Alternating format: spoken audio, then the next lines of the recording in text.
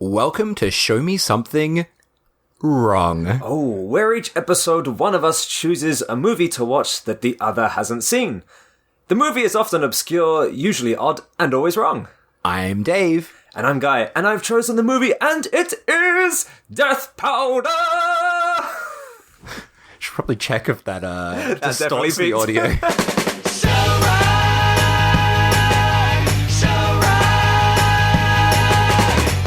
Oh, so I'm very excited to talk about this one. So I'm rubbing the old hand. This mic is probably kicking on me. Sounds like I'm shuffling rubbing things. Oh, there's no stopping me.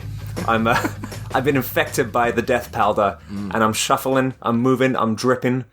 Don't ask from where. Got yogurt pouring out of your mouth like there was a lot of in this film. More yogurt than I expected to see. Well, it is 1986 science fiction Japan. Dystopian world. Yogurt was popular back then. Death Powder, Dave. Death Powder. So, Death Powder is one of those many cases where a film is far more known outside of its home country. Is that true? I didn't know that. Very much so. But I think Death Powder is the greatest example of this. It's quite amazing, this film. And all the people involved, absolutely incredible. But it's amazing how unknown this film is in Japan. This film has been talked about a lot already from English speakers.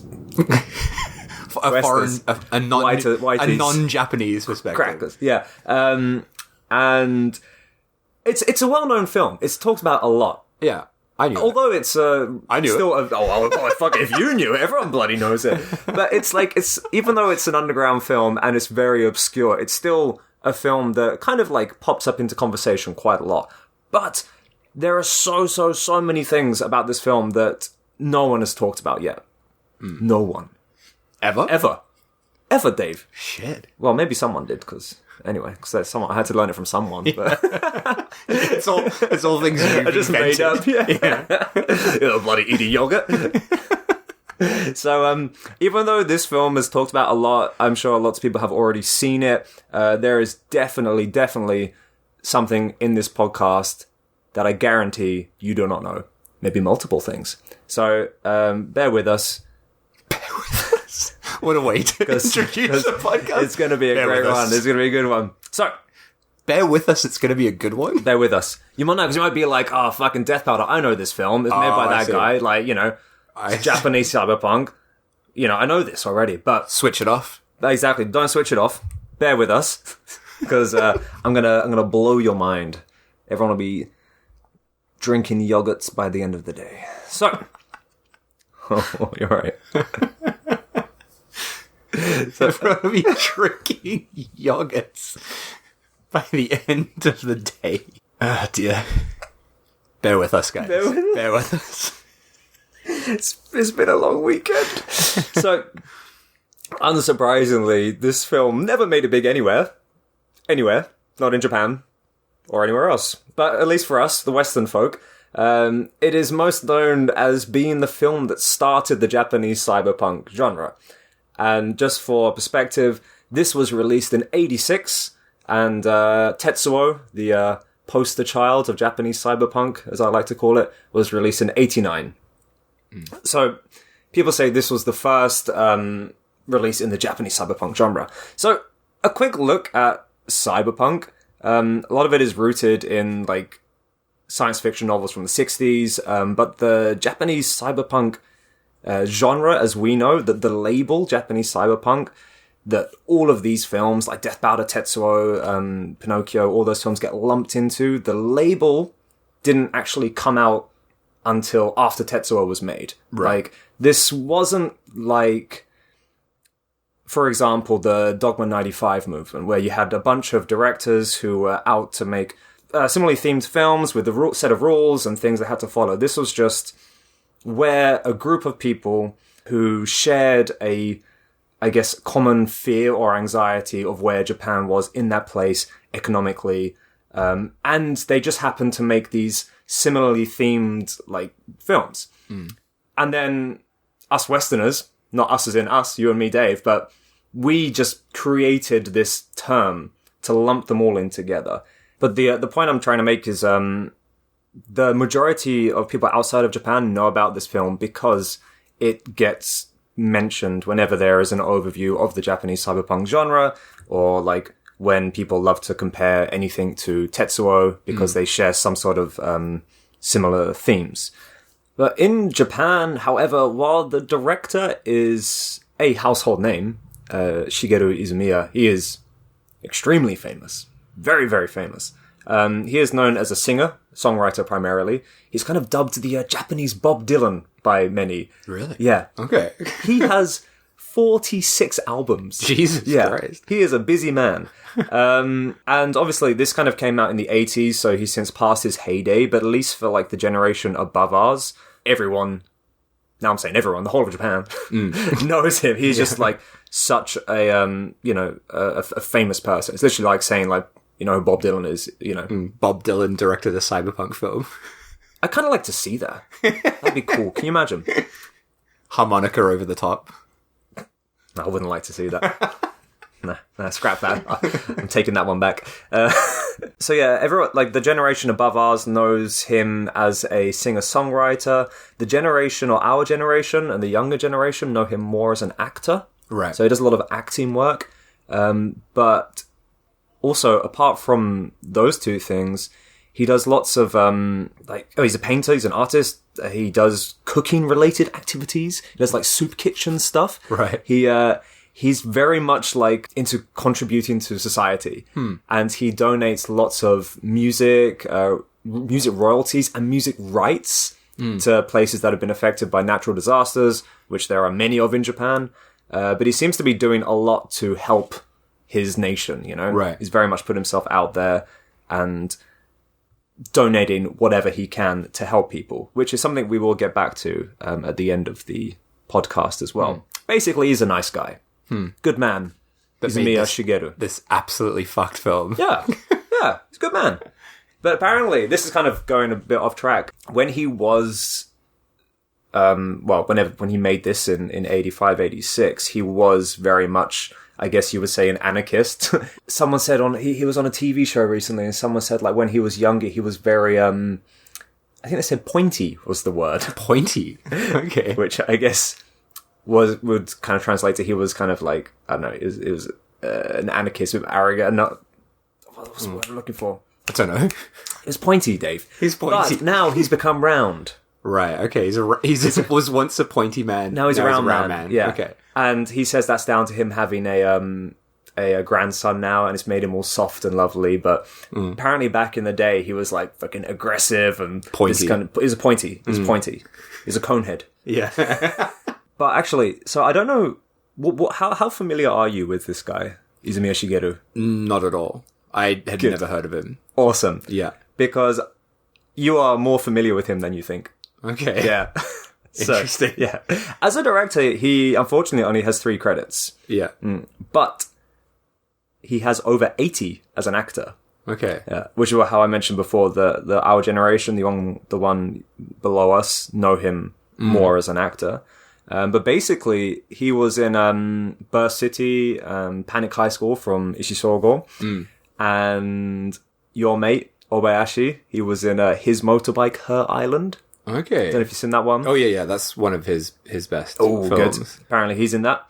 And a film that I only know about because you mentioned it to me, and it was kind of apparently his lost film, which is Shigatsu no Sakana, which is like The Fish of April. Oh, yeah. For a long time, that was very hard to find. Yeah, right. Yeah. Is that now available? It's, recently become a lot easier to find. Yeah, and there's like a nice HD version of it floating around. Yeah. Good stuff. You might have the answer for this one because I don't, but that title, so the title for that film is Shigatsu no Sakana, which is the exact same way to write Tsukamoto Shinya's like a Snake of June, as in Rokugatsu no Hebi. Like in Japanese, they are written in the same kind of style, but the English title that I am gonna assume someone has just made and put up is just April Fish. Right. So if you look on like any website, it's just April Fish. Right. It's not like The Fish of April, which if you think about how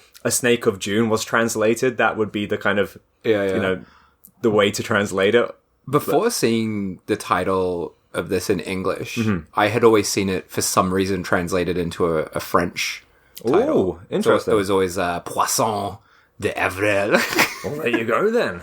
And only recently I've started seeing it as April Fish. It's like, it's so direct that I think like, oh yeah, bloody old April Fish. That'll do. There seems to be so much like better ways to translate. Well, I would say a fisher bait, but I don't know. I could be wrong. It could be his wish to call it April Fish. Yeah. Bit of a shit one though. I'm really keen to see that. I wonder if what's his name again? The Death Powder director. Oh, Izumiya Shigeru. Yeah, I wonder if he. So that April Fish film stars Takahashi Yukihiro. Okay. From YMO. All right. Like one of the two members that passed away recently. So I wonder if his like music connections is why he's in that film, perhaps. Could be, because that is something we'll also get back to later, because there's a lot of people like that in this film. Okay. Yeah. Interesting. Yeah, I had a feeling watching this, like it felt like these must be members of bands or something. Yeah. So going back to other things that he's been in, Wolf Running is Sex by our mate, Banmei Takahashi. Great film. That's a really good film. Also does voice roles for Studio Ghibli. Okay. Yeah. And he was the composer for Running is Sex as well. Oh, that's a great score as well. And he also composed Crazy Thunder Road. Huh. There you go. So he gets around. Wow. So he's actually he's quite an interesting musician. I don't know why I was like picturing like a really cheesy, like kind of guy singing ballads or something. No idea why I don't know either. That's a weird place for me to go. It was spiky at the beginning. Now he's round. So spiky, that's the word. Is it? No, I don't know.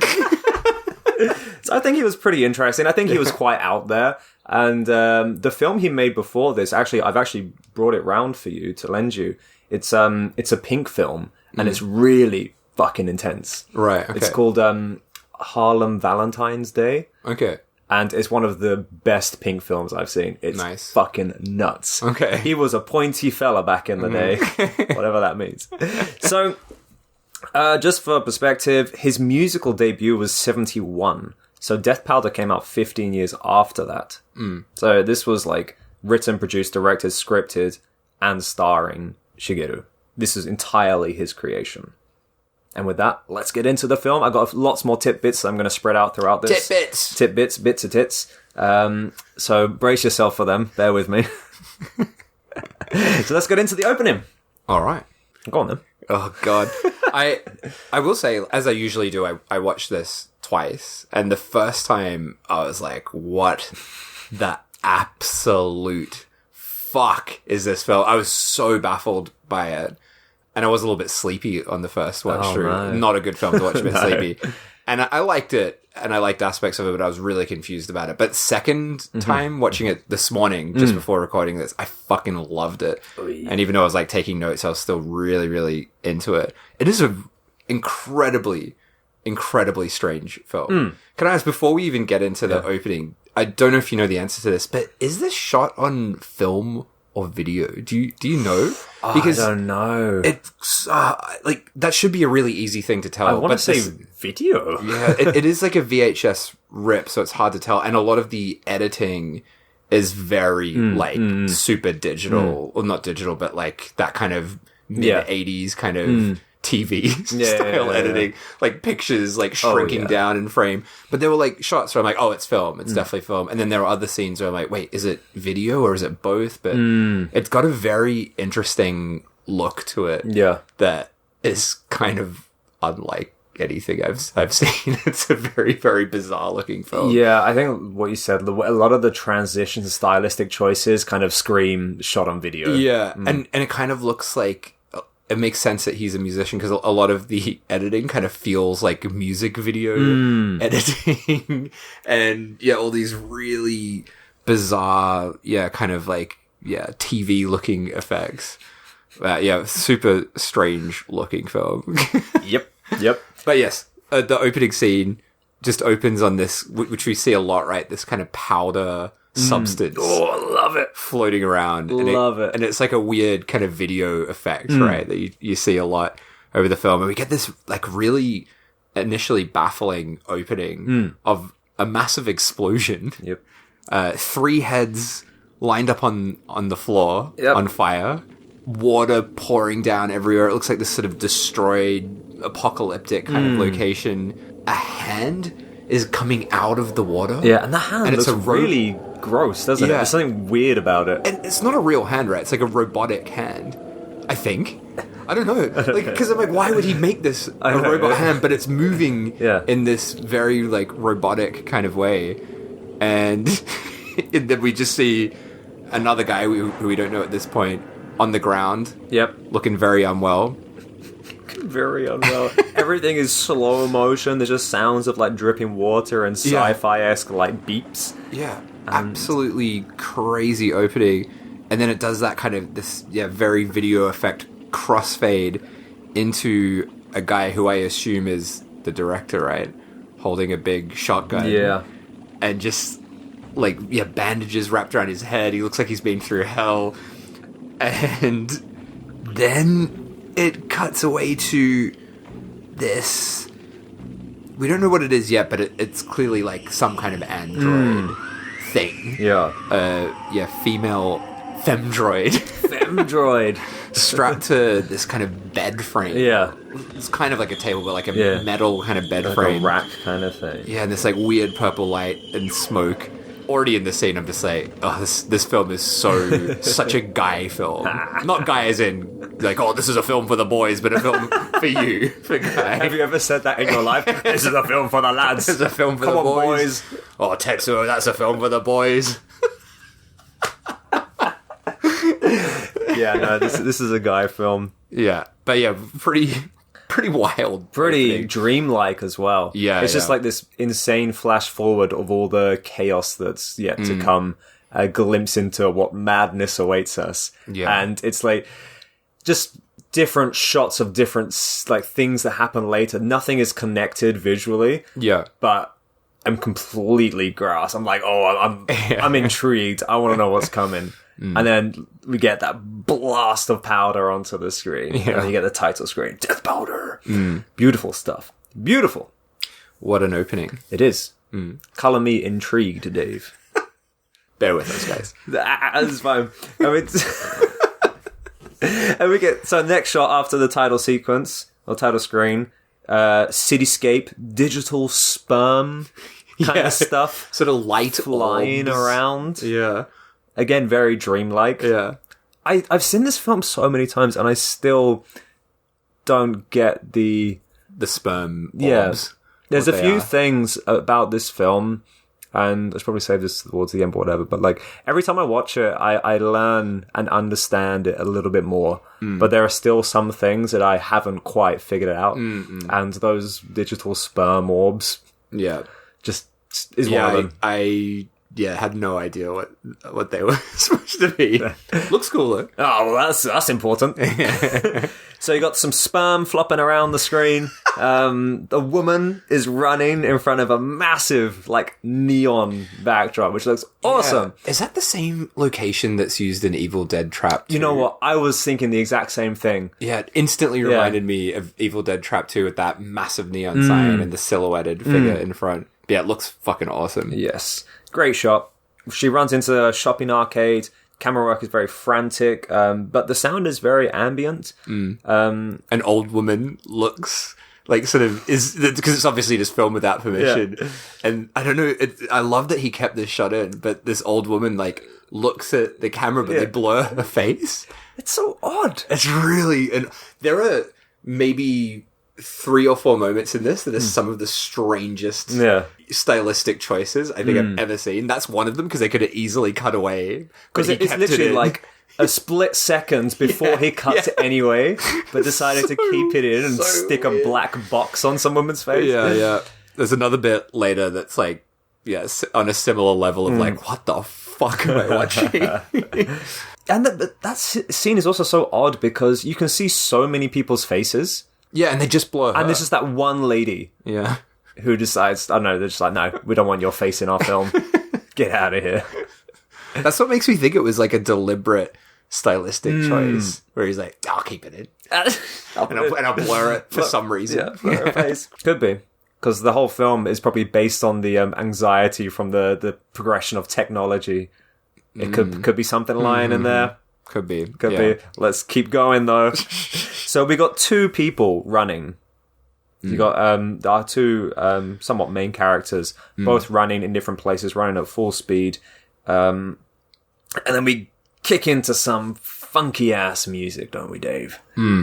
One of the greatest songs ever. One of the greatest songs ever? It's the most ridiculous thing. It's one of those, like, such, like, sudden changes of tone Yeah. and tempos. You had this ambient soundscape with this digital sperm flopping around, people running through the arcades, but never really anything like that makes you feel a sense of like tension. It's very just like low key. Yeah. And then we cut to two people in the car and it's playing this song. It's like ska ska ska.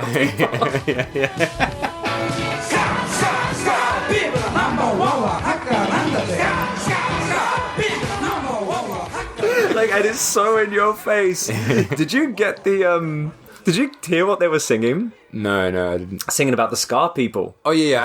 Sorry, I caught that. But they didn't give any more details about the Scar. No. So we have this song. We don't know what they're listening to yet, but they're listening to something which just you can hear him just saying repeatedly, "Scar, Scar, Scar people," and not Scar like SKA. But like the music form, just to be clear, can you it's imagine? It's not a ska track we're hearing. Oh god, that would be bad. I would have to drop a star from my rating if they started playing ska music. Some real big fish playing over the sea. Oh god, they can real big kill themselves. So this is something that you would not know otherwise. But I actually, I have the soundtrack to this film, and I bought it like last year, and it is a terrible soundtrack. Right. But I was just like, fucking hell, there's a Death Powder soundtrack. I've got to get that. Is it on like CD? Or no, it's on vinyl. Oh, that's awesome. And I bought it, listened to it, and I was like, well, that sucked, and put it in the cupboard, and I've not listened to it ever since. But I thought, oh, hang on. For this podcast, I'm going to see if I can get any extra information from it. Yeah. So, busted out the lyric sheet and the lyrics to that song. So get this. This is kind of my rough translation of it, obviously in Japanese, so you'll have to bear with me. You'll be like, Guy, your translations are off again. But they are saying, Scar, Scar, Scar people, Mr. Hacker is the number one. Mr. Hacker is burnt and broken. Don't touch him. Don't laugh at him. Even though he's scarred, he pretends not to notice. Wow. Yeah. So it's like preempting things we're going to find out about it's later. It's like the Worm Eaters. Yeah. Fuck, that is quite amazing. I know. But, like, this isn't a thing, like, if you don't know Japanese, you won't know about it. You can't hear these lyrics. Yeah. Because it's playing in a car. You got two people, like, talking over the song as well. So you can only ever really hear them say, like, Scar people. Mm-mm. But yeah, they're telling us what's going to happen. Love it. So anyway, that is the second time I listened to that soundtrack, and I think that'll be the last. So the guys in the car, they chase down our two main characters who are running at the beginning. The guy driving the car's got like a mask on. Yeah, right? He looks like some fucking fetish guy. Yeah. He looks like a host from like a fetish host club. Oh. What do they look like? I don't know. just you pinpointed it about in Shinsai Bashi. my friend sorry, this is a real big tangent. My friend recently moved to Sakaisuji, Honmachi. Okay. This is very fucking specific. Yeah. But yeah, somewhere in Osaka, he just moved to, and his apartment's like really fancy looking. Like it looks like a fancy hotel. Right. And I was helping him move, and every person that I saw go into that apartment was a host.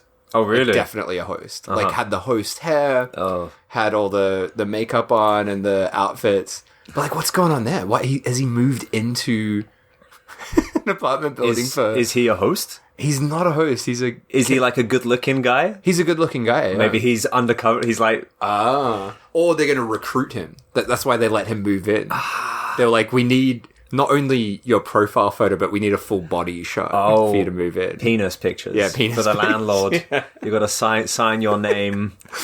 with your penis. But it was really weird. Like, I've never... Sign it with your penis. Oh, boy. That was a tangent. Yeah. No, I don't know about Sakai Tsujihomachi's host building. All right, after we record this, let's go have a look. We'll scope it out. Oh, yeah. So anyway. So people in the car, the host, your co-worker, they chase down our two main characters who are running at the beginning. Now, apparently they are bounty hunters. And they kind of corner the guy up against a kind of a fence, and he's been running for his life for like miles, and then he's realizes that he's cornered, and he turns around and he's like, "Oh, hey, good game of chase, guys. That was real fun." As if it's like all part of the whatever. The guys in the car say they have an errand for him. So this is where we kind of get some backstory. When they're talking, though, they're not really talking. No. Right? So we've just got subtitles, and it'll either be silent, or they're like, blah, blah, blah, blah, blah, blah, Yeah. most of the time. Yeah. That's fucking weird. So that's another one of the very odd stylistic choices here. Yeah. So you have the Japanese subtitles burnt into the film. And a lot of the time, the dialogue, like you said, they're not actually talking. It's just the subtitles. And other times, it's something they recorded after and put on, but like in a very muffled, odd way. It's not just muffled; they've distorted it and they've like put it depends effects on it. Yeah, it'll depend on the scene. Like this part, it's all weird and effects kind of sounding, right? But then later on, there's a character who's wearing a mask, and when he's talking, he's like, but it's like just got the subtitles. I loved that bit. Yeah. So weird that choice. But the dialogue throughout this entire film is fucked. Absolutely really fucked. It is. Would you say it's cooked? Is that it is cooked? Is that the correct way to use cooked? Yeah. The dialogue is cooked, and it's not only cooked, but it's like at certain points the text on screen is just like scrolling. It's like a fucking Star Wars opening scroll, just like reeling through all this stuff. So you're like reading the subtitles, like Jesus Christ, like trying to keep up with it. It's nuts. Yeah, the way the dialogue is presented here is like sometimes it's very interesting, and it's like, oh, that's cool. So in a scene later on, but this scene, I'm just like, fucking hell, like, what are you doing? It's very hard to follow. It doesn't help the story a lot of the time. Like, it's kind of makes it more of a puzzle in a lot of parts. So the hosts in the car, they have an errand for the guy, and he needs to watch over who they refer to as Big Brother's apartment for like 2-3 days. They give him a map, a key, and some tape. And then the girl who was also running from the start comes in, and they leave. And one of the things I absolutely loved about this is as the car reverses back, the song plays in reverse as they go back. Isn't that genius? So fucking weird. I love that. I've never seen that in any other film. That's so good. Oh man, as you said, like this film was so tonally strange because like it has the feeling of a kind of grimy, gritty cyberpunk kind of thing, but then it has moments like that which are just pure slapstick absurdity. It's fucking weird. Like that was the first moment where I'm just like, wait, what is this film? Like when they go forward, the song plays, and the reverse, they play the song. Is that just the same wherever they go? The song is just either playing forwards or backwards. And I think the footage, it's just like reversed footage as well, right? I am pretty sure everything's just reversed. Oh wow! So this is where we kind of first see our two semi-main actors. So a good time to explain who they are. So the lady who was running, named Norris.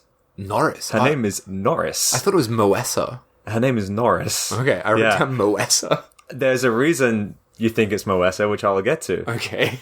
God. That comes in later. Fucking hell. So, Norris, great name. Typical Japanese name, Norris. Yeah. Sounds like my grandma's name. Played by Rikako Murakami, also known as Rikako.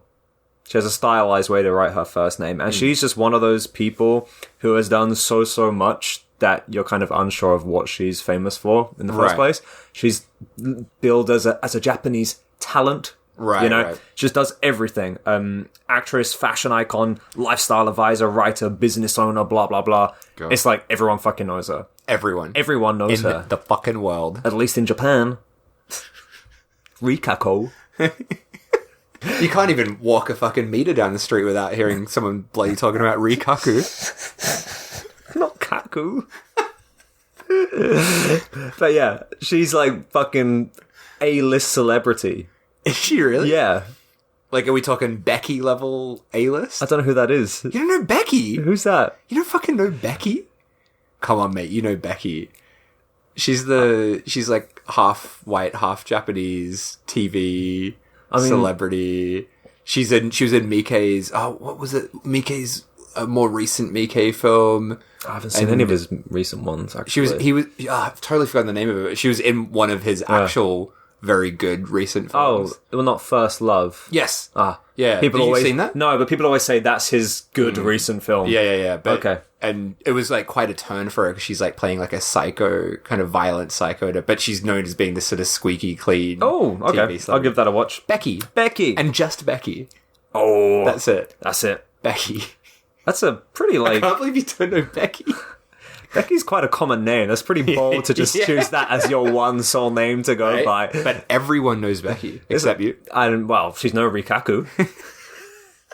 Yeah, fucking hell, whatever. So then, the guy, played by Koichi Sato, so his character's name is Kiyoshi. He's played by Koichi Sato.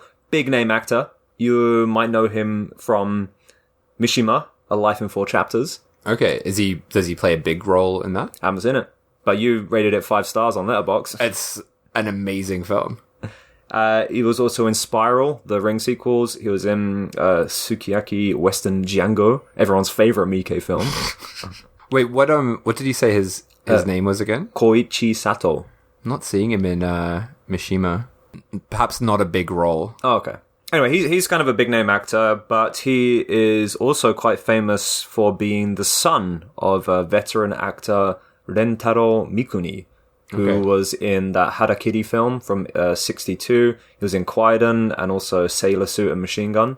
Okay. So he's like big name veteran actor, and Koichi Sato is the son of him.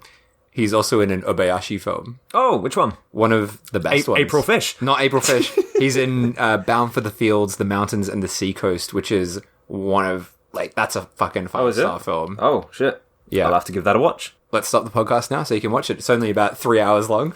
Jesus, really? I think 3 hours? I don't know if it's 3 hours. I just feel like it's a long... much, isn't I it? feel like it's a longer one. Oh, I like to keep them short and sweet. You don't watch any films that are over 80 minutes, right? No, that's my rule. Yeah. And you'll get to the 80-minute mark and be like, all right, that's enough. I think I just made it out of the Squire in Lord of the Rings before I had to turn it off. But any film that's over 2 hours, I'm just like, oh, fucking hell. Like, it doesn't need to be this long. Yeah, you've got to have a reason for it to be that long. Yeah. So the two get in the car, Rikako and Koichi. Norris. No, why Norris? That's such an odd name. Very strange shit. And they're listening to a tape recording from the Scar People, and they have instructed Kyoshi to go over to the artist Harima's house. And apparently, through this tape recording they're listening to, the house has become the director of the Scar Peoples. Harima was thrown out, but he's still there, and so they need to go and kind of take care of it. And that's kind of why they're going to his... Yeah, he's got, like, property, they say, if that's right. Yeah.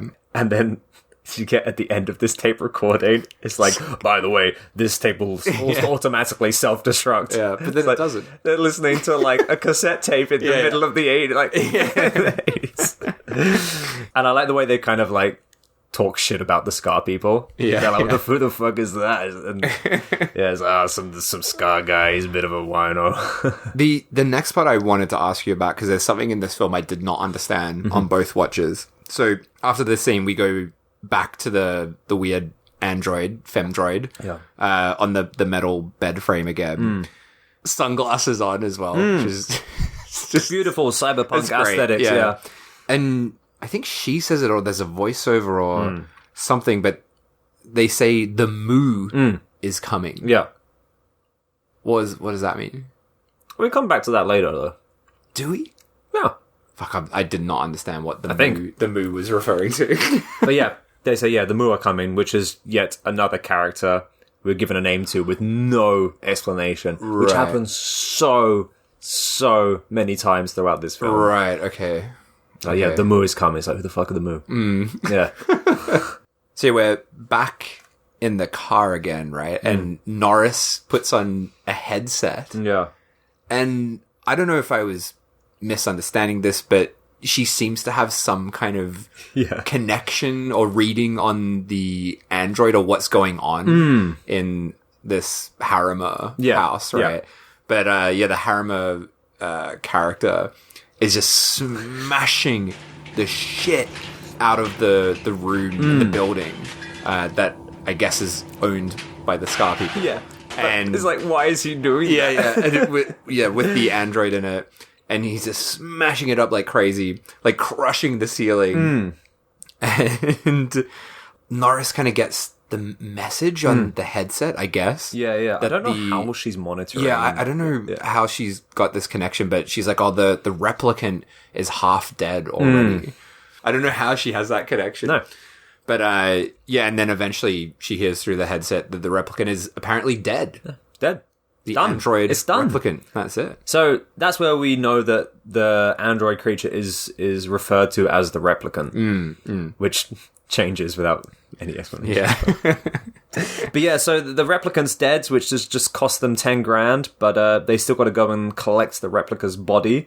They approach Harima's house, but he's like held up with a rifle, he's expecting people to come for him. They kind of both take two different entrances, right? So she comes in through the door. Oh, yeah, I love this stuff. And it's great. Like, she's got some fucking awesome futuristic handgun thing. Everything's like blurry and foggy, slow motion. Kiyoshi trying to break in. Can't get through the fucking blinds. It's like this endless skit of him just like trying to punch his way through these blinds that keep getting tangled up on him. Even when he gets through, he's so pissed off that he goes back to the blinds and starts smashing them. Oh, that was so funny. And then he like turns around like a cool dude after, like wearing his sunglasses as if he didn't just get fucking pawned by some blinds. And then this is where it all kicks off. So he approaches the replica, and the replica sits up and blows like this plume of what we can expect to be death powder into his face. He freaks out, he's coughing, spluttering, completely disorientated, stumbling around, trying to get away. Harima jumps out from somewhere, smacks him with the butt of the rifle, and starts like kicking him. The whole time Kiyoshi's like gasping for air. Yeah. I love the way this was cut together because it's all in like this, it kind of goes into a weird slow motion. Yeah. As Harima's kind of smashing him up and like following him around the building. Norris comes running in to save her mate, accidentally shoots him. Yeah. Well done, Norris. Oh, Norris. And then Harima just fucking cuts his hand off. He cuts Kiyoshi's hand off. Again, it was like quite a confusing moment because I'm like, did he rip his hand off or like, did he have a knife? Like, I didn't. Yeah. All you sort of, well, at least from what I could tell as to what was going on, you just basically see his hand drop off. Yeah. Like severed hand. He kind of just like cuts it as if you would butter. It kind of just like lops through his hand. Yeah. So bloody hell, poor Kiyoshi, he's having a bit of a day. Yeah, and it's only going to get worse from here. I know. He's got the death powder. He's been shot by his mate. Yeah, smashed up with a gun. Yeah, and he's just had his hand cut off. Well done, Norris. But this is where we get this awesome like death powder transition. Really dreamy. And something which is another thing which I still haven't managed to figure out in this film. I don't understand the meaning. There might not be one. But we get this weird, like, close-up shot of what looks like person, some kind of humanoid, and grains of something are pouring out of its mouth. And Harima is, like, collecting them in his hand and, like, eats them. Licking it up, yeah. Yeah. Which I do not understand. It's a great looking scene, but I don't know what's going on.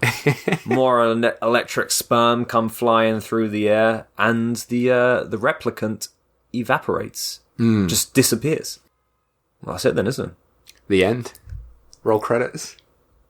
Where did the replicant go? Because the bounty hunters have come to take the replicant home. Oh! Of course, sorry, now I've just fucking figured it out, haven't I? I've only gone and done figured it out, Dave. Have you really just at this moment figured it out? Yeah. It's just clicked. It's just clicked. I can't tell if you're joking. No. I'm being dead serious. The androids transitioned into Kiyoshi. Yeah. That's why it disappears. I've only seen this film twice and I got that, mate. Well, why didn't you tell me then? Leaving me here on my own trying to figure it all out when you know all the bloody answers. Yeah, transitions into Kiyoshi, which is kind of explained very slowly. Like it takes a long later. Yeah, we don't know that yet for sure. Oh man, that's why it disappeared. Oh god, this film is so good. So we cut back to reality after that weird death powder sequence. Norris is now handcuffed underneath the metal rack. Yeah, it kind of looks like I thought she was in a cage at so first. Did I, yeah. What's going on? But it's just that bed frame that the android or replicant was once in before. And yeah, Harima just has so she's just she's looking out through the bed frame, and Harima just has Kiyoshi in a chokehold. Yeah. And it's grabbing him, and Kiyoshi's just vomiting like crazy. And then Norris just says in English, "Fuck you." Fuck you. It's rare that we hear that in a Japanese film. Yeah. Fuck you. Fuck you. Yeah. Harima says that Kiyoshi is covered with Guernica's powder. Yeah. So another name, which isn't explained to us for a while. But yeah, he's covered in Guernica's powder. So which we can assume is the replicant. So the replicant is the replicant, but before that, she was Guernica. There's just too many names in this film. Yeah, I mean, it's called the replicant android femdroid Guernica.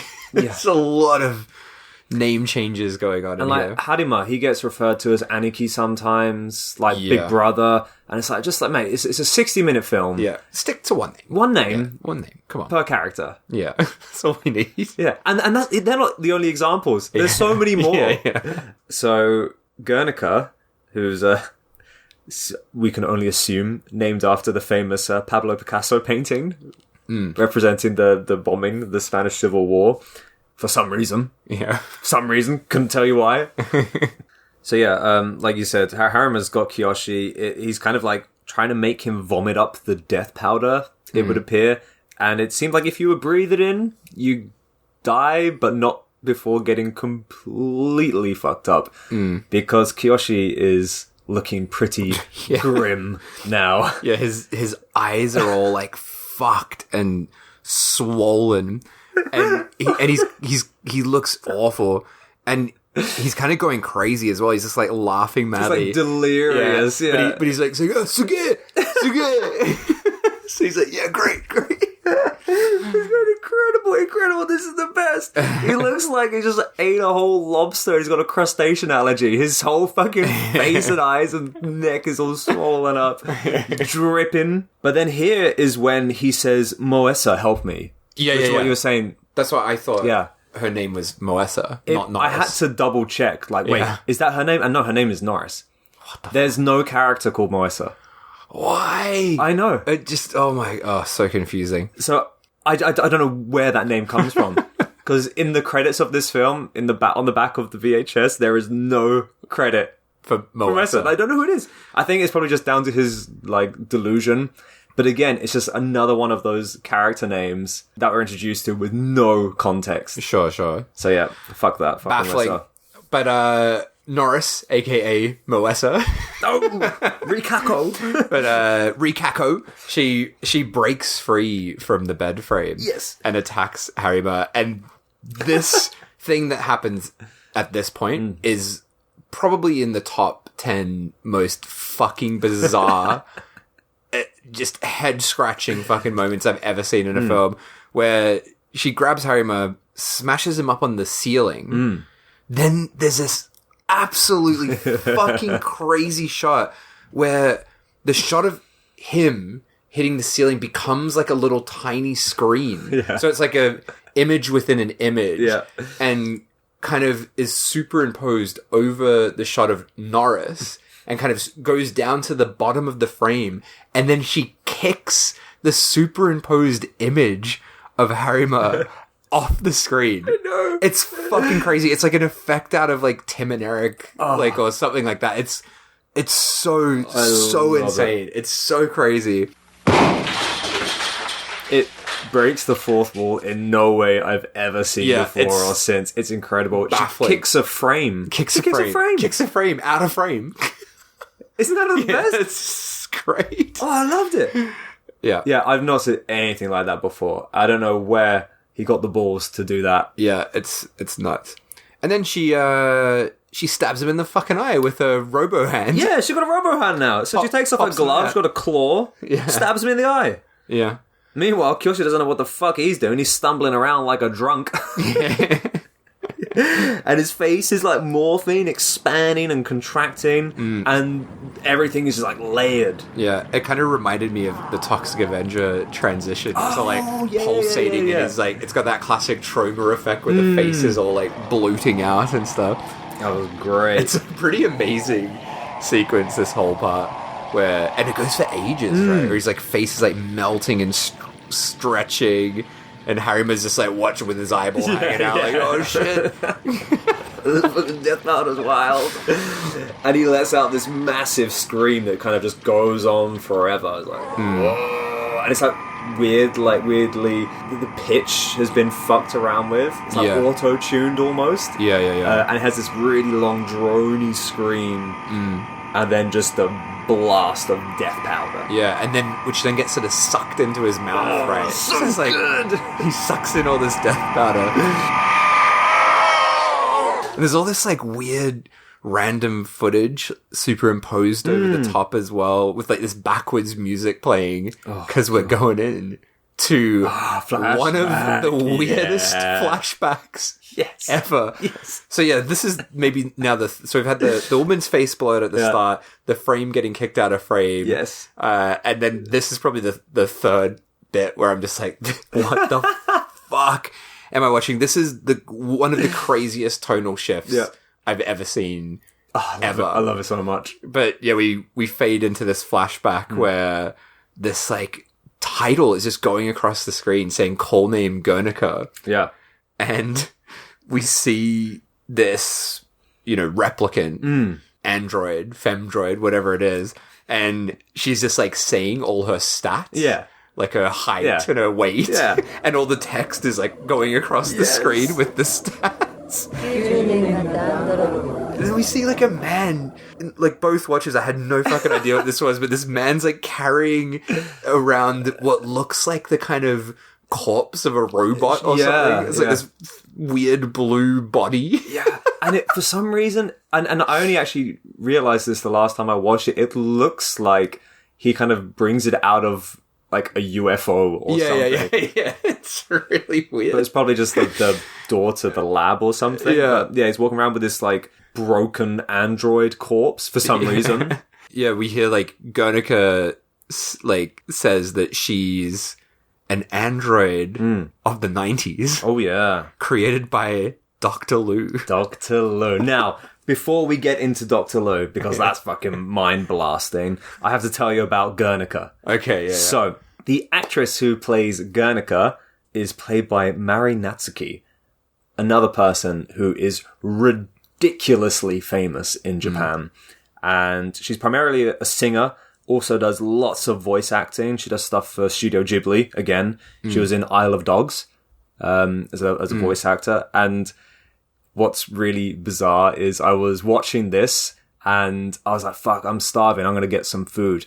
Loaded up the Uber Eats app, and she's the face of the Uber Eats campaign, like right now. I was like, what the fuck? Is that not the person I was literally just researching? That's crazy. How mad is that? That's nuts. Yeah, do you know her? I know a lot of things that she's in, but yeah, just looking at her, I I don't really recognize her, but she's a singer as well. Primarily a singer. She does a lot, though. A lot of voice work. Right. But, and apparently Uber Eats. That's crazy. Yeah. Do you reckon she gets free Uber Eats? My friend worked for Uber Eats. Yeah. I've already told you this story. No. My friend worked for Uber Eats, and she got... It was fucking insane.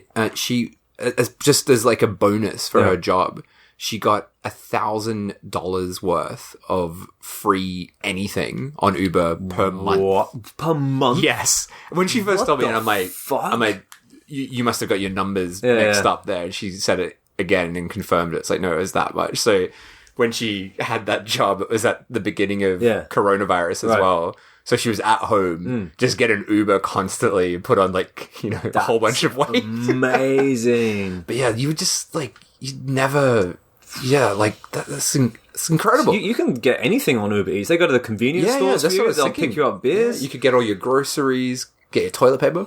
Yeah, you need that. Yeah. I mean, I don't use it, but... Use your hand. Yeah. Oh, I just don't bother any kind of wiping anymore. What's the point? You're just gonna have to go again. Yeah, isn't that crazy? So we should get. I might have to sign up for Uber Eats. Yeah, get a job at Uber Eats. Yeah, Jesus. Anyway, so she's the face of Guernica Yeah, is running Uber Eats. She's advanced. The 90s Android is now the face of Uber Eats in Japan. How mad is that? That is pretty wild. No, she's got such a distinctive look. So as soon as I loaded up the app, I was like, what the fuck? Is that not the person I was literally just looking at? That's wild. Yeah, good timing, eh? Now, back to the Dr. film. Lou. Enter Dr. Lou.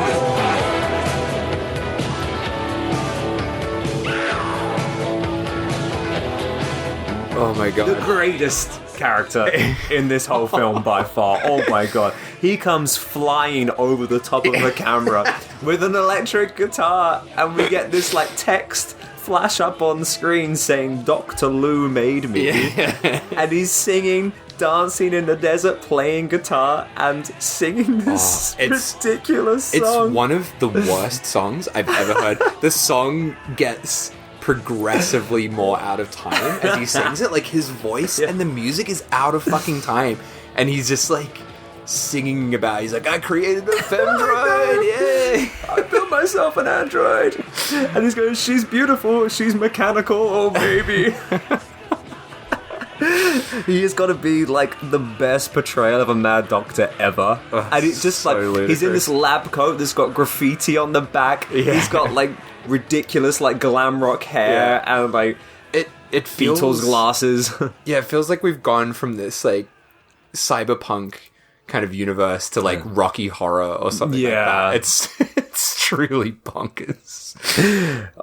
He's great. So Dr. Lou introduces Harima to Guernica. It's funny because Harima's like really sheepish when he meets her. And Dr. Lou hands the android over to him, and whilst he's talking, he's kind of still soloing on the guitar. Yeah, I love that. There's like a shot of his face where he's just like closing his eyes, and like you can see him moving as he's like clearly loving it, grooving away. Oh man! And he tells him the conditions of him handing over the android. Right? Did you get them? Is that where it's like he has to show Guernica love so that the love becomes her memories and it'll make her become a human? Exactly, or something? yes. But then he kind of leans in. It's like, by the way, she's gonna die after 4 years or something like that. That's what it was. So that's it. She's got 4 years to live. But I think like if he can show her this like unconditional love within those 4 years, she can become a human. I love it. I found it so funny when he's like explaining those rules. There's a shot of Harima just like looking very unsure.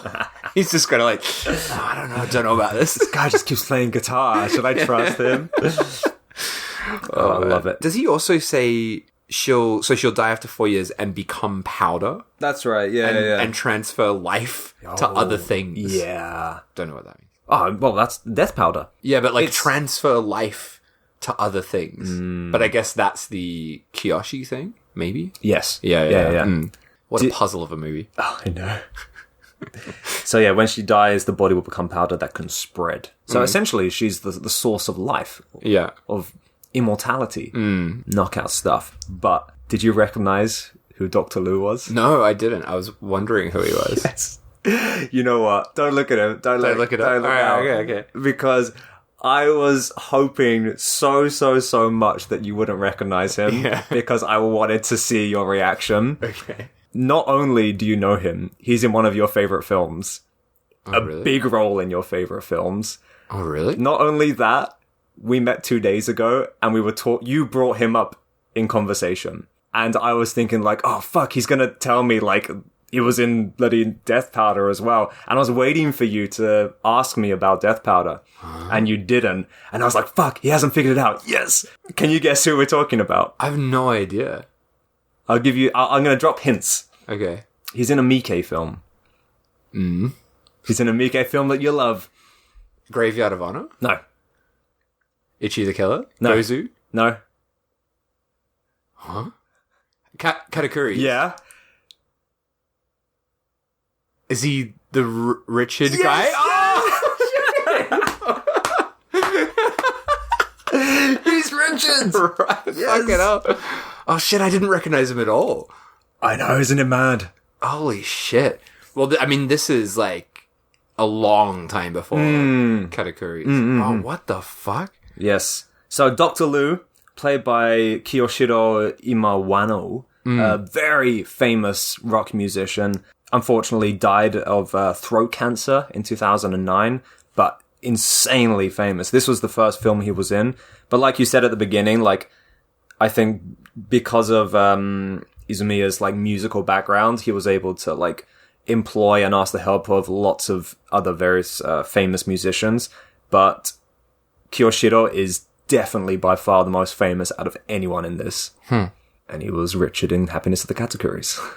That is mind-boggling. I'm so glad that you didn't get that. I really did not recognize him at all. Wow. Dr. Liu. Fucking hell. Wow. Well, now he's definitely the best character in the film with that extra. He was always the best character in this film. He built an android. Yeah. Also, at the end of their scene together, I would love to know if you have any theories on this, but we get, all of them, so being out in a desert, this whole scene, like, let's just make that clear. This song, all this Harima stuff, the femdroid stuff, it's all just been in a desert. Yeah. And then the last bit of them together, they're like, all of the scientists and Harima and the replicant all get a photo together, like a commemorative photo. But then the shot like freeze frames as they take the photo, and then once again we get a sort of image within an image as it shrinks down in this really cheesy effect. But as it shrinks down and disappears, this like bit of text just flies across the screen that just says 8.5. Yeah, I cannot tell you what that is about, but this is all just I don't know, guesswork. This is all guesswork. Maybe, just maybe. There's the Fellini film. 8.5. That's the only thing I was like, is this a reference to this somehow? Which is kind of about like dreams and it also incorporates like past, present, and future and stuff. And so I'm wondering, is that just like some random reference to that? Imagine doing that. Like, you make a film and you're like, oh, I was really inspired by this film, so I'll just put some text across the screen. Like, just a number or some shit. Like in Sound of Summer, you just have a title going across it, just says possession. The fucking numbers 964 just pop up in a corner. Yeah. 964. Yeah, I have no idea what that was about, and the only thing I can guess was that. But you get like text like popping up a few times, and I wonder, is it like her code kind of thing? Because she's an android, or that's true. Because right after this, we have this weird shot of Guernica and Harima, and it's like a green screen shot where behind them there's just all this code. I love that on the shot, and they're kind of like, Harima's like sort of sheepishly kissing Guernica, and then it kind of changes and turns into like, it's like Tokyo Bay, right? And he's kissing her with Tokyo Bay as the backdrop, and we get this really cool shot as it pulls out from here. And yeah, that's it. Powder floats into frame, and we're back to present day. Beautiful. And in present day, Kiyoshi is not looking too peachy, is he? Not having a good time, but he's loving it. Though. He's feeling pretty good. He's like, the powder is incredible. And then we finally get to meet the Scar people. This, as if this film wasn't crazy enough. These guys are fucking ridiculous. So the main Scar person, Mr. Hacker, who also gets referred to as Tamio. Yep. Just bafflingly. Yeah, he's like incredibly deformed, like all burnt and fucked up, right? And he's in a wheelchair, and he's all kind of wrapped up as well, right? He's got like kind of bandages and stuff. And he's got these two guys with him, like his goons, and they're just like really deformed. Like their faces are all sort of one's like sort of stretched out, and the other has sort of an ape-looking face. And Harima is talking to. I guess this is still a flashback, right? This is another flashback. Yeah. Harima is calling him Tamio, saying that he can't give him any money yet, and then. One of the goons is like, "Hey, he's number one of the Scar people, and he should be called Hacker. Don't call him Tamio." And he just yells at him about this. But again, that was that bit we were talking about where he's yelling, but there's no discernible words. It's just like so muffled, and it's all just like subtitle. I loved that. Yeah, and. The Scar people goon. He's like, you must respect him. He is number one. Don't call him by his first name. And Izumiya Shigeru, Harima, his character, he just doesn't give two fucks. He's like, hey, Tamio, come on, Tamio, you can trust me, Tamio. Hey, Tamio. And the Scar people guy is just freaking out. Like, what did I just say?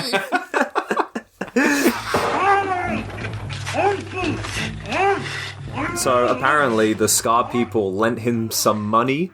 To what we can assume is to fund his art.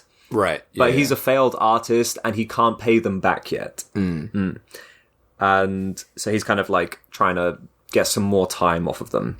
Oh, fucking hell. But I loved this set. The set for this scene was amazing. It's kind of like they're in like an elevator shaft, like with the doors open. It's constantly like either going up or down, and you have the backdrop of the building next on the outside, just going past. It looks incredible. I don't know what it is, but it's such an interesting looking set. And then they like strap the some like weird S&M mask onto the Mr. Hacker. For some reason. But yeah, Harima Ainfla's like, yo, Tamio, don't worry, Tamio, you can trust me, Tamio, right, Tamio? Love that goon freaking out. Funny thing though, even though the Scar people are saying like, you have to call him Mr. Hacker, the actor's name is Tamio. Yeah, I noticed that in the credits. He was, so Tamio Kageyama was in Devil Woman Doctor. Okay, guinea pig film, and also Legend of the Stardust Brothers. Oh, really? Oh, shit. I wonder what role he plays in that. That is, one of my favorite films. Tamio. Oh. Your mate Tamio, Mr. Hacker. So then, I get lost as to where we are in the timeline of this movie, because we go back to seemingly current day, but Harima still has both of his eyes. Yeah, I was wondering about that. And I was like, is it just a continuity could be error? Because it doesn't really make much sense if it's not present day. Yeah. He's held up with his rifle. Guernica's voiceover saying that she's close to being human from the love of Harima. And the Scar people are going to take her away in lieu of the money that they lent Harima. But she will die before they can come. And so from that, we can kind of put the pieces together of what happened in the last 30 odd minutes. And that was Harima borrowed money off the Scar people to fund his art, but he's shit, so he can't pay them back. So they sent the two bounty hunters, Norris and Kiyoshi, to go after him and collect his debt. But since he has no cash, they're going to take Guernica instead, which is, I think, the base of this story. Yeah. Then we cut to a big old spooky eye. Yeah, big old spooky eye in a Bit of flesh. It looks like the Necronomicon, like Evil Dead, Book of the Dead kind of thing. Like weird kind of eye leathery, thing, fleshy stuff, And that's enough to freak Kiyoshi out. He's having a great time until now, but he was like, "Oh, what the fuck was that?" So that's got to be the Mu. That's the Mu. I think that's the Mu. Okay. All right.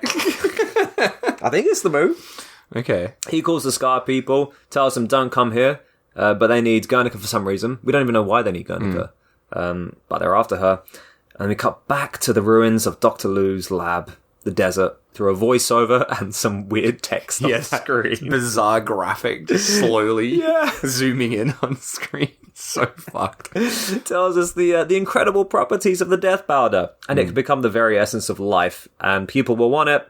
Wars will start, so be careful, but make sure Guernica doesn't die. So clearly, Harima has failed. He's blown it big time. He's blown it. Why did Dr. Lu trust Harima? Yeah, I'm not sure of their relationship. Yeah. Were they in a band together, maybe? Speaking of which, how was he playing the electric guitar out in a desert? Well, he's a scientist. He's like invented one that doesn't require an amp, I guess. It wasn't even plugged in. Yeah, he doesn't need to. Dr. Lu doesn't need that. It's Dr. Lu, mate. He's the best character in the film. He is. He created the world's first android. And then the Scar people break into the home through the blinds once again. Have another fucking battle with the blinds. Then blinds are having a bad day. Then they're pissed because obviously he's trashed the house. Norris is waiting under the bed rack with a badass like future pistol thing. Shoots a Scar folk. Harima's there with his rifle blasting people. No eye wounds still. So difficult to place, so we can only really that was confusing. Assume it's a continuity error. Yeah. Maybe. I hope it is, because if it's not, I'm just so confused about this film.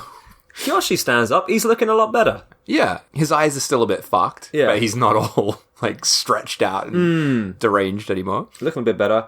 And he punches Mr. Hacker's head. And what happens? So like we've got that gun battle happening. Kiyoshi just stands up, takes a swing at Mr. Hacker, and you're like, okay, he's just gonna punch him and knock him out. No, Mr. Hacker's head explodes on impact when Kiyoshi punches him.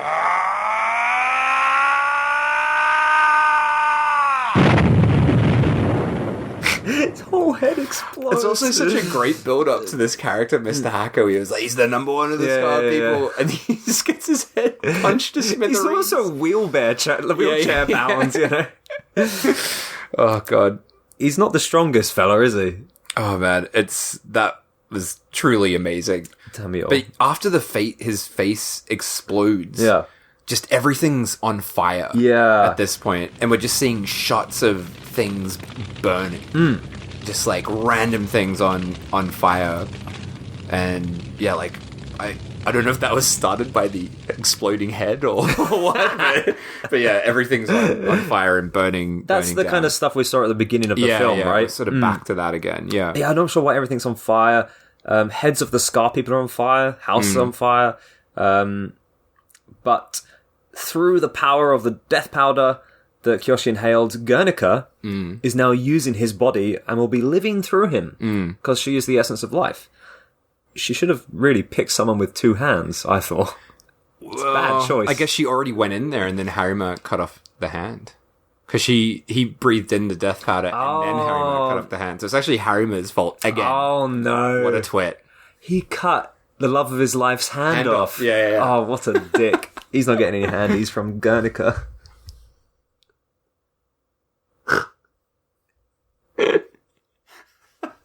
But Kiyoshi starts seeing Guernica's memories through his eyes. So it's like those fake memories that Harima's created through his love. Kiyoshi's starting to remember. Digital sperm flopping around. Yeah.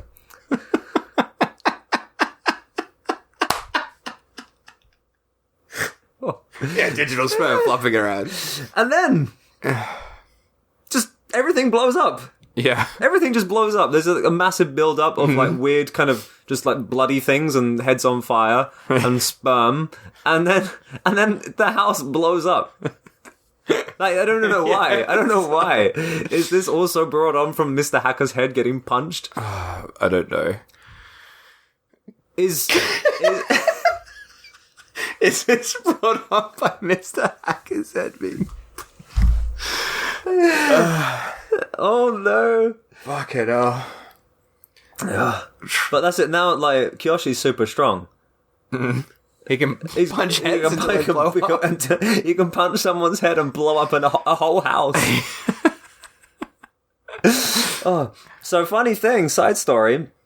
This was actually filmed in Shigeru Izumiya's house, his own house, and he blew up his own house. What? And he actually had real? like pyrotechnics. He was smashing up his own house, pyrotechnics in his house, explosions in his own house. Wow. And the police were called, and he got arrested. What? Yeah. Holy shit. Yeah. Did he go to prison or anything? Or, No, but it was just like, it was just seen as a noise disturbance kind of thing. Right. How mad is that? Yeah. That's nuts. Oh, man.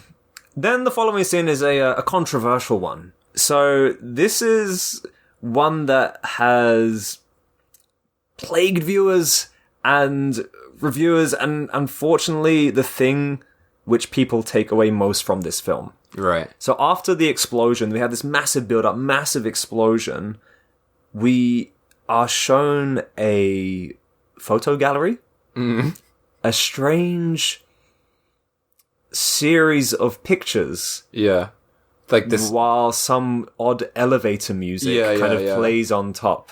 It's really cheesy and very confusing. Very confused, very out of place, and it stands out so much. We like completely leave the narrative of the story.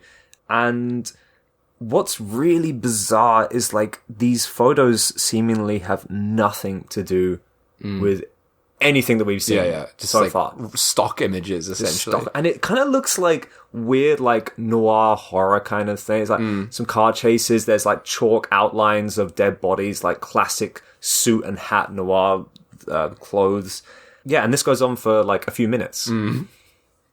And I've seen some people say like the people in these photos are cast members of Death Powder. Right. And these are like behind the scenes photos, but at least to me, they don't look anything like these people. Yeah. And these pictures are not taken in Japan either. These look like a completely different film. If I don't know if it even is a film. I don't know where these pictures come from. And it's weird because people often mention this, like as if it's like the biggest thing to take away from this film, because it just does stand out so much. It's bizarre. But bear in mind, this film has only ever had one release in Japan, in 86. It was released in VHS and on beta, and it has never had a DVD release, and it's never been released in any other country outside of Japan. And I have the VHS release. This sequence is not in it. Really? Yeah. What? I don't know where this sequence came from. What the fuck? Did someone add it in? I don't know. Someone must have. I don't know how this sequence exists. Because it's not in the only release this film has ever had. So someone has clearly just added it somewhere at some point in time. And because this film is so scarce, not been released on DVD, never been released outside of Japan, and getting an official copy on VHS is not an easy thing to do now. The majority of people are watching this on YouTube. When I say the majority, I'm going to say 90-something% of the people outside of Japan, at least, are watching this on YouTube or whatever. And most of the cuts have this scene like included. So everyone's just like, what the fuck is with that slideshow? That's bizarre, right? Crazy old Shigeru Izumiya put it in his slideshow. I don't think he did. I think some other cunt did. That's bizarre. Yeah. And I was looking at like the uploads on YouTube, and some people were commenting like, oh, why is this film is like heavily cut. Why have you uploaded like a censored and cut version? Where's the slideshow? It's like, no, that sequence doesn't exist in this film. Right. It's just appeared. Some guy has seemingly added it into the film and then uploaded it onto the internet. Wow. And that has just become the standard that everyone watches. Right. Yeah. How bizarre is that? That's really weird. Don't know where it comes from. And it's such a shame because pretty much everyone who reviews this film mentions that sequence. And they say, like, it derails the pacing, it ruins the film, and because of that, you know, they have to lower the score, and it would be better if it didn't have that. And the fact is, it doesn't have that. So, yeah, bizarre. So weird. Very, very strange. The fuck? Don't know what to take. And it's so, I tried searching so much about it in English and in Japanese. There's no explanation online. I even, like, screenshotted the pictures and tried to, like, reverse image search it to see if it came up with anything. Nothing. So I really have no idea what the where fuck? those pictures come from. Seems like such an effort to go to as well for someone to do that. Yeah. It'd be so odd. Can you imagine, like, finding, like, an obscure film and just cutting it, putting your own thing in, and then just uploading it? Just, like, put a trailer of Catsick in, like, this obscure Japanese film that you find. Very weird. I really want to know the origins of that. So you heard it here first, guys. That's not included in this film. So anyway, we had the big explosion, and then after that, we cut to a phone call from Kiyoshi to, I think, the hacker, Mr. Hacker.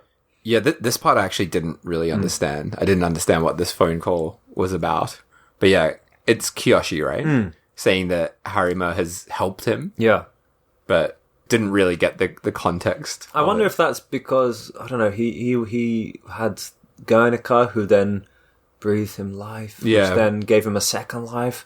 I don't know. Maybe. But Harima cut off his hand. Yeah. I don't think it helped him that much. Wouldn't be thanking him. And then we get this great scene. So now all three of them are kind of held up inside somewhere. Maybe Harima's house, maybe not Harima's house, because he blew it up. Harima's eye is missing again now, by the way. So at least now we're caught up to present day. Yeah. Kiyoshi's back to his normal self, but with Guernica living inside of him. They're all having this conversation, but none of the actors are talking. Yeah, Everything is silent. like silent. Yeah. I loved that. Yeah. This is one of the scenes where that stylistic choice works really well, I think. I loved that. Yeah, they're essentially talking about whether it's Kiyoshi, whether it's Guernica, and Guernica says in this part somehow silently that he's not dead, but they've fused their two lives together, and they don't know what will happen from doing that. It's never been done before, so they don't know what the result's going to be. Well, she's the first one, isn't she? Yeah, she's the first. Dr. Liu made her first one, best character of the film. He made a replicant, best character. And we also get another mention of that there's a war coming as well over this death powder. Is that with the Moo? I guess. But yeah, they're again as well, like saying like the moo's coming. Yeah, the Moo's coming, and they're going to be here. They're 20 kilometers away. Moo are coming, and then we cut to outside. It might be snowing. Or powder. It might be death powder. Yeah, I really like that actually. Yeah, a yellow van is driving along. This part is so fucking strange. Yeah, this yellow van is coming along. And I'm like, oh, this must be the Moo. They're right. I thought this was the Moo. And then these guys, just very normal, kind of. What are they, like delivery guys, construction guys? Or I couldn't tell. The subtitles for this are definitely wrong. Right. And it sounds like they're like moving people. Right. Okay, that makes sense because there's a bunch of them. There's like 4 of them or something, right? And they're trying to get into the apartment or the place and can't get in. So one of the guys, this sort of middle-aged to older guy, calls up Harima and says like, "Yeah, we're trying to get in. Can you let us in?" And Harima's like, "You're gonna die if you come in here." Over the phone. And then they break in. So they bust sort the of lock. bust the lock, break in, close the door behind them. We just instantly hear all this screaming. And then the sort of shots are staying on the door. And then the door fades into like this again, that sort of weird flesh, necronomicon looking flesh. Yeah. And then it zooms, sort of does this digital zoom into the flesh as well. Yes. So fucking weird. And then we just get the fucking craziest sequence, which is just pure insanity. Yeah. Where it's just all these shots of, like, fucking faces coming out of skin, eyeballs popping out of flesh, like deformed, like monster faces, like again, like fucking yogurt. I didn't even mention the yogurt. Oh, yeah. I didn't even mention the yogurt when it happened. That was when when what's his name, Kiyoshi's got yogurt pouring out of his mouth. But again, there's like more like yogurty liquid spraying out. Very tongues as well. Oh, the tongues are gross. That was a fucked up effect because it's like a fake mouth, but the tongue looks like an actual tongue. Really? So I was wondering if like someone was behind, like jabbing their tongue through this like gross sheet of silicone or something like that. But yeah, it's really disgusting. It's just yogurt everywhere. Oh, I loved it. I was on cloud nine, dude. No, but it's like this barrage of textures. Yeah. And just screaming, pus running down, things dripping. It's like, and it looks like some weird monster baby, kind of in some strange celestial pool. Like you said, tongues wagging, people scream. No fucking idea what's going on. But it's like 5 to 10 minutes of just straight body horror. Yeah, it's really long. And we're also getting the dialogue, like flashbacks of like dialogue, right? Where we're hearing Guernica saying her stats again. Yeah. And just this like comment of like, oh, I knew this was going to happen from the beginning. Like we had that line. And I was wondering, is this meant to be, like, is this the result of their coming together, like Guernica and Kiyoshi? Oh. Is this what has happened? Has it like become unstable or something like that? Like I don't know. That was my takeaway from it, but I don't know if that's what it's supposed to be. I couldn't tell you, mate. Yeah. I thought all these monstery things inside, they're the Moo. I thought. Right, okay. They keep saying the Moo is coming, and then they kind of turn up. But what is the Moo? But what is the Moo? That's never explained. Yeah. And what this sexual pool thing, monstery... Because there's like a weird monster baby in there. Yeah. Yeah, I don't know what that's about. I'm not sure. Don't know what that's about. But, like you said, we have this kind of voiceover of saying, like, I knew from the beginning it would come to this. And I'm wondering, is that just like a reference to the very beginning of the film where we get that flash forward? So it's like this constant loop. Yeah. Fucking hell, mate. I couldn't tell you. It's a pretty wild final scene, though. It is. Like, how the hell do you interpret that? I don't know. It's nuts. It's so odd. And then it ends. Yeah. And that's it. And not only does, like, so it ends and we get this ridiculous fucking song over the credits. Is it the fucking Scar People song again? I can't remember. No, it's a different one. It's a very, very outrageous song that does not fit the tone of what we've just seen. And then we're getting like a kind of like a montage of all the characters. So it'll be Harima played by, and like all the people while this song's over the top. Like, fuck. It's like I was almost expecting to see like bloopers or something at the end. You know, it was such a fucking crazy tonal change again. Yeah. Oh man, that last scene just floored me. It was so good, and just something you can't put into words. It's just an endless barrage of body horror, and also like all those kind of that editing style we've seen throughout it's kind of cranked up in this, where there's all these crazy video effects over it. Yeah, lots of like disgusting liquids kind of merging together, yogurty white liquid mixing with blood and like pus, and it's the tongue thing though was really gross. That's disgusting, and it's just I think it is a real tongue, mate. I reckon it is. It's fucking disgusting. I think it's a fake tongue, but it's very like what's the word? Dexterous. Like it's moving all over the place. Like there's only so much you can like stick your tongue out for enough for it to be able to protrude that, unless they've like attached the prosthetic to like his lips. That's what I thought. You mean? Okay. That's what I thought they might. But the teeth look kind of like the teeth are not real. No. Definitely, yeah. Ooh, maybe they just got someone with a massive tongue to do it. Oh, maybe your host friend. It's just got a regular tongue, I think. So I got a few, like, now we're done with the story, unless there's anything you want to mention about the ending before let's get on with it then. Get on with it. Come on. Couple of more bits of tits for you. This was... Did you recognise who... What are you looking at? Just constantly readjusting yourself. Because I got the most uncomfortable seat, Jesus. Did you...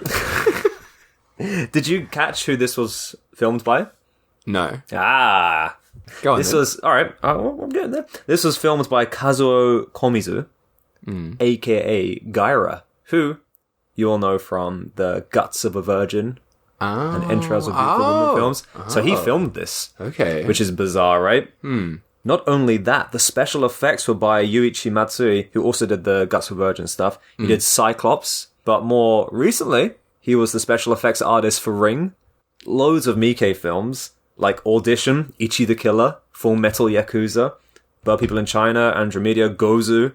Like, he's done so many Miike films. Not only that, he did the special effects for the Japanese stuff for Kill Bill, the stuff that was shot in Japan. Yeah. So the special effects artist for Kill Bill was the same guy as Death Powder. Right, yeah. How bizarre is that? So yeah, there's some few more interesting people that are involved. So the big question is, why has this never been released? And there are kind of rumors around that this is the director's kind of black history, if you will. So the thing that he made a long time ago and he doesn't want to put out anymore for, changes of reasons or, whatever. And that's not true. So he actually went and did a screening of this. Granted, it was quite a few years ago, but he was asked about a potential DVD release. And he said, because Dr. Lu, Kyoshiro, passed away, he just doesn't feel right about releasing it. And he says, he doesn't want to make money on this. I think the loss of his friends, really kind of, hit him hard. So he just, I don't know, he seems to be an interesting character when it comes to money.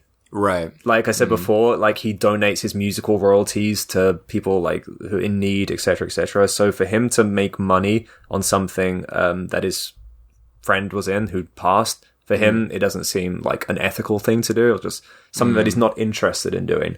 So he said maybe one day, but it'll be very difficult for it to do for a while. So that's why this has never been released on DVD or anything past VHS and beta. Fuck. Yeah. Mad.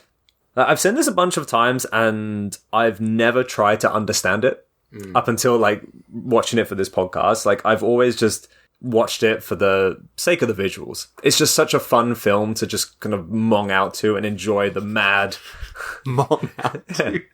The fuck is that? Mong Never out. heard that before. You mong out, is that an English thing? No. We always say I don't mong know. out. I've never heard it. Really? It's you smoked too much weed and then you mong out. Right. Yeah. I don't know if that's a PC thing. That's probably not. I'm probably not allowed to say that. Mong out. Never heard it. Is that, what do you say? Where you just you get kind of Yeah, I don't know. You veg out. Veg out is just more relaxing. Yeah. Anyway, sorry. Go on. Anyway, Let's not it's get one of those hung up films on I've never tried, because it's such a difficult film to understand. I've never tried to understand it. I still don't understand it, but I just love to put this on and enjoy the visuals because it is such a visually enjoyable film. I kind of wish that the burnt-in subtitles weren't there, because whenever they're there, I have to read them, and then that makes my brain work, and I have to try to understand what's going on. I wish they weren't there. I guess, yeah, it's his weird stylistic choices.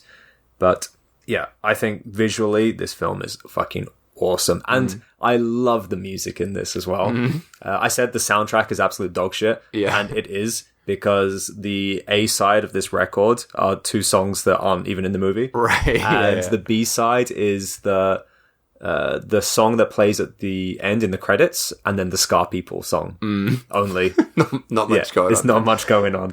But the way that the music is done in this, Dr. Lu's entrance and him singing I made an android, and then the Scar People song getting played in reverse and shit as well. I love it. I absolutely love this. I would not recommend this to many, but but I think this is a film that if you can kind of get your head around the madness, there's a lot to enjoy. Yeah. I definitely, like I said at the start, I watched it 2 times.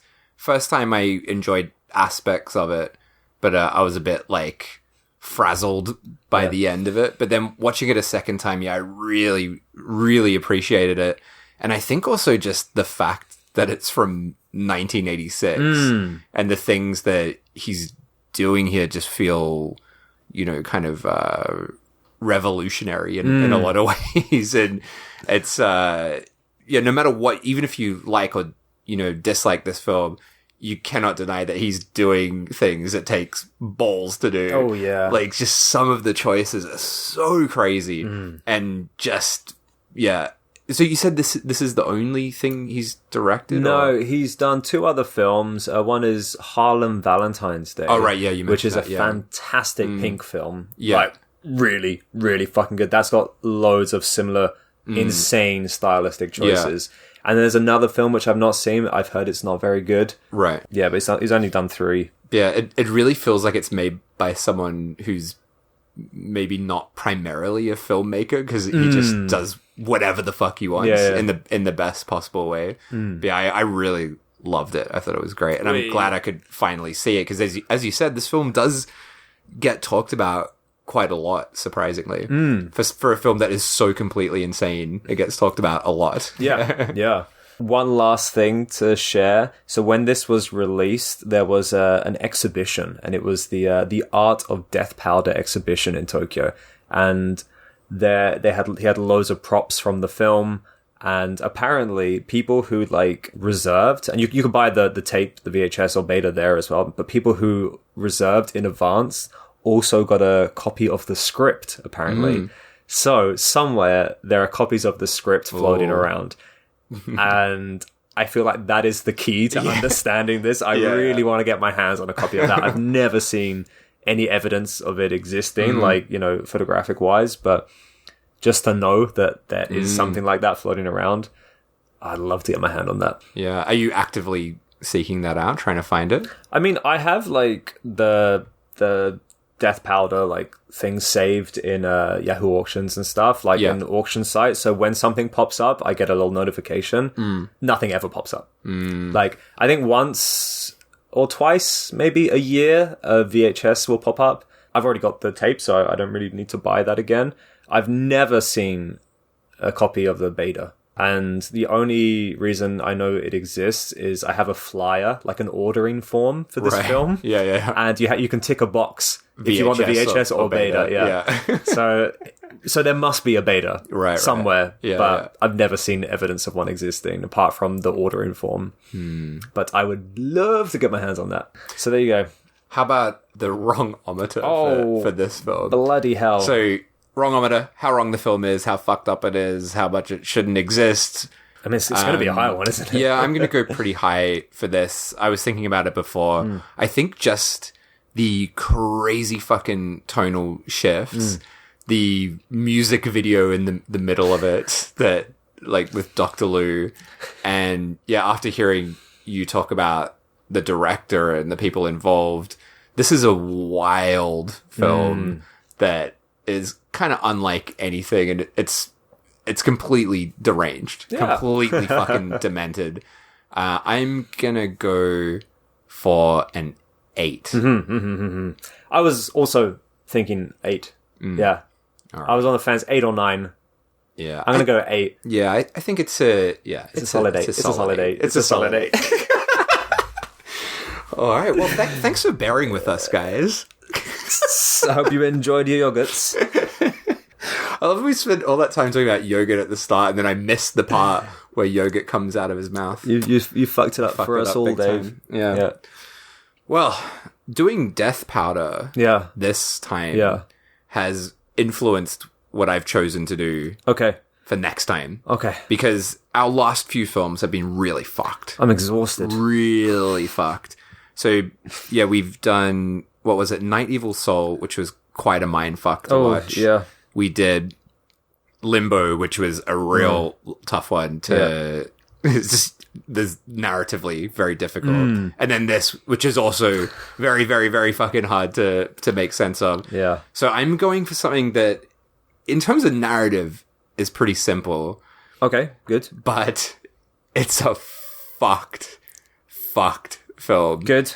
And if you want to watch it before the episode comes out, it's very easy to get your hands on. It's on Tubi, of course. Yo, mate. So yeah, definitely watch next week's film before we get into it. But I should warn you, though, it's a pretty, offensive film. Okay. And there's something that happens in it that genuinely I could not believe that I was seeing in a film from 1993. Right. So the film we're going to do next time is a movie called Skinner, which I had never heard of until stumbling across it on Tubi. It stars Ted Raimi. Oh, okay.